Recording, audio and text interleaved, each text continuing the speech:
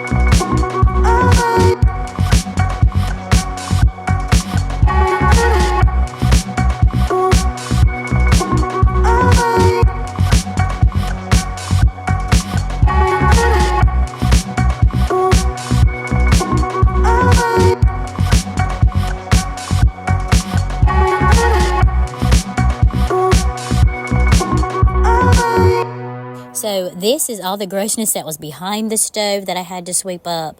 And then I got some cleaner, pink cleaner, and an old cloth, and I was just removing all that gunk.